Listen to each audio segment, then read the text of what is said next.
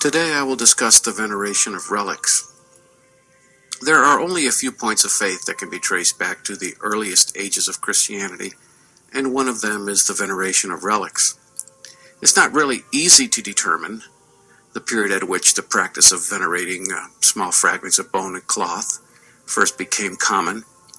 We can only say that it was widespread early in the 4th century, and that dated inscriptions upon blocks of stone, which are probably altar slabs like we have today in a common altar, give us evidence which is quite conclusive. One of them was found in northern Africa and now preserved in the Christian Museum of the Louvre, and it bears a list of relics probably once cemented into the sepulchre cavity excavated in its surface. By the end of the 4th century, the Roman calendar was almost complete. Not long after that, the various calendars were combined to compile martyrologies. This is a list of names and brief details of a certain number of martyrs belonging to different local churches, whose anniversaries occurred on the same day. Standing out among these is that of St. Jerome, which is at the basis of all of those which followed and were diffused into the Roman liturgy and used in the divine office as well as in private readings. Comparing the Philo calendar, St. Jerome's martyrology, and the calendars of the Roman Church of the 11th century, we see that the first records list only the martyrs of Rome, indicating the place where the anniversary was celebrated, and this is true generally also of St. Jerome's martyrology. Documentation on a devotion to martyrs in Rome, as it appears in Roman calendars from the late Middle Ages to the 13th century, continues to testify that in Rome only authentic Roman feasts were admitted, and that normally every church celebrated the feasts of its own martyrs. In the 4th, 5th, and 6th centuries, the celebration of the anniversaries at the tombs of the martyrs was diffused, and the faithful had to organize vigils. This was a growing custom, which at times was even authorized. It was used to listen to the hagiographic readings relative to the martyr and his or her martyrdom. In these celebrations, the invocation of the martyrs spreads throughout the churches. St. Ambrose asked his people to address their prayers to the saints, that they may intercede for the forgiveness of sins.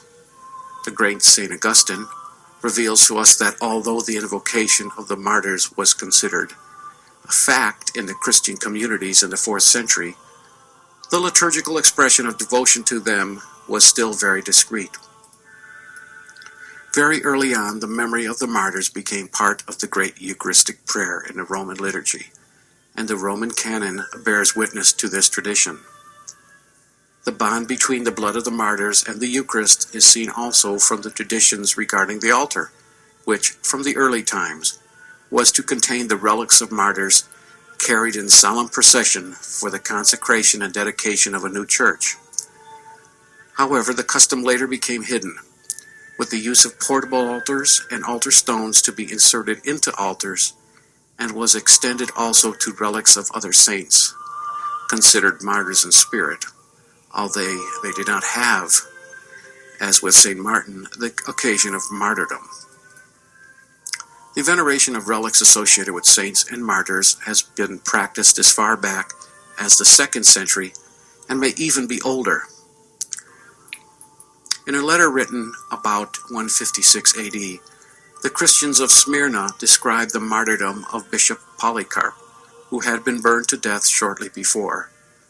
From this it appears that the Christians, in quotations, took up the bones which were more valuable than refined gold, and laid them in a suitable place where, Lord willing, we may gather together in gladness and celebrate the anniversary of his martyrdom. During the most violent of all persecutions, that of Diocletian, in the years 303 to 311, relics of the martyrs were eagerly collected by their followers. After the death of St. Vincent, the onlookers dipped their clothes in his blood, and when 7 brothers were martyred in Samosata in 308, a number of noble ladies bribed the guards to let them wash the bodies with sponges and collect drops of blood. Christianity has thus long involved the venerating bodily relics of saints and martyrs. The word relic in Latin means I leave or abandon. In the Church, it generally means a part, sometimes of considerable size, of the remains of a martyr or saint. With the approval of the ecclesiastical authority, the relic can be the object of public and solemn veneration. The term relic includes the bodies of the departed saints, fragments of their bodies, articles and portions of articles which they have used, such as clothes, vestments, rosaries, and the like. The Church also venerates relics of Christ and His Blessed Mother, such as the holy nails, the lance, spear, fragments of the true cross, the girdle, and the veil of the Blessed Virgin Mary. The devotion to relics is solemnly approved by the Council of Trent and rests on two great principles of Catholic belief.